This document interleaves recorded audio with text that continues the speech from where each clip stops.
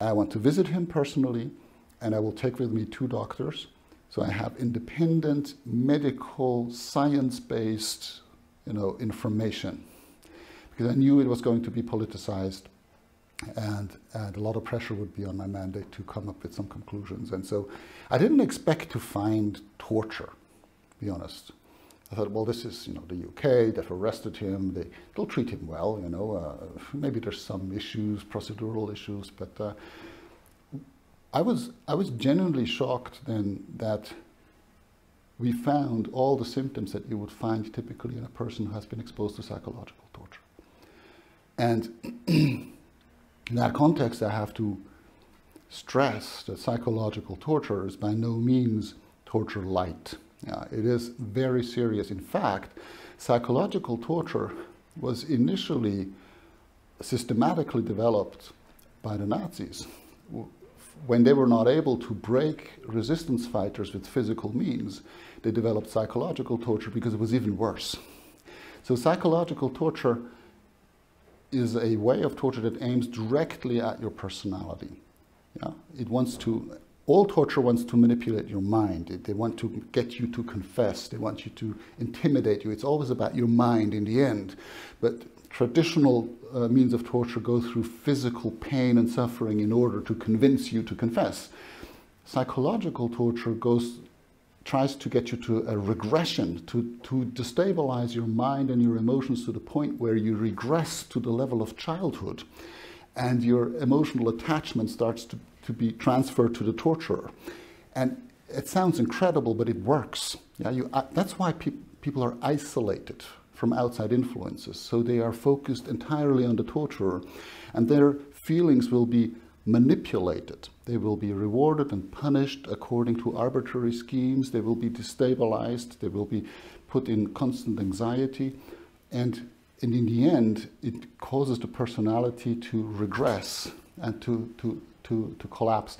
Now, there are various variations of this. I think in the case of Julian Assange, what we've seen here is that someone who has been systematically isolated socially and then also increasingly physically, that has been exposed to an intense and concerted campaign of defamation that he was not allowed to defend himself against, so which obviously also was connected with a lot of shame and humiliation. That's an inherent part of psychological torture.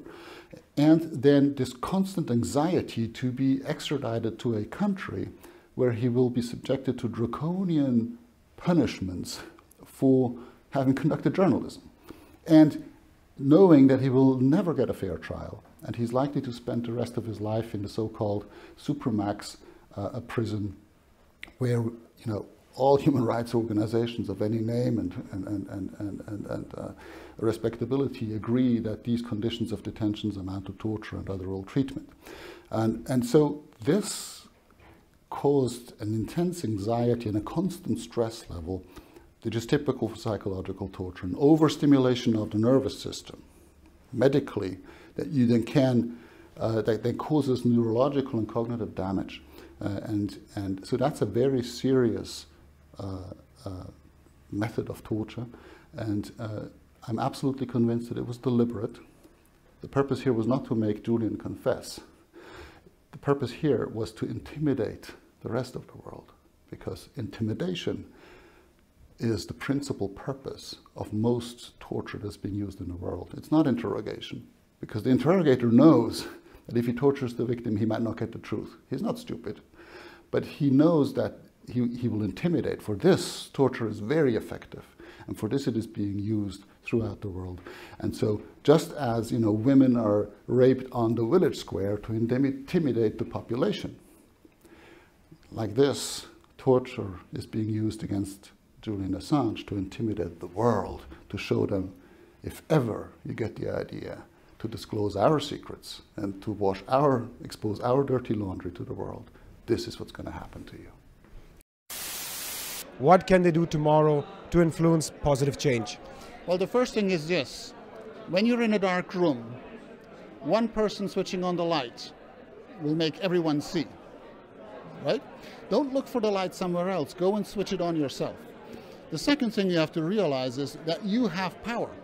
because the state's power is not the property of the government, it is your property. You are delegating your power to the government, and they need to respond to you on how they're using this power, or they don't deserve it. Secrecy is precisely what prevents this from happening. Yeah? So power plus secrecy means tyranny, because it disempowers the people, it prevents them from exercising control over power. So secrecy is the most dangerous ingredient of governance. Thank you so much for your time. So I was objective, I was neutral, I was impartial. But once I have investigated and I have identified someone as being a torture victim, I'm not neutral between the torture victim and the torturer.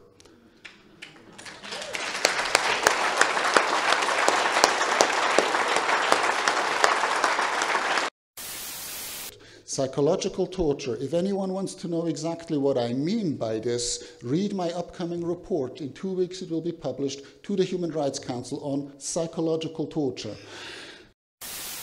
Yes, it is about Julian Assange, but it is much more also about all of you and your children and your families. And 20 years from now, will you still be able to know the truth about what your government is doing? Or when it has become a crime to inform you about what your government is doing with your tax money to other people that have not done anything wrong in their lives? So it is up to us. We have to take our spotlights in our hands and point it at the elephant. Thank you very much.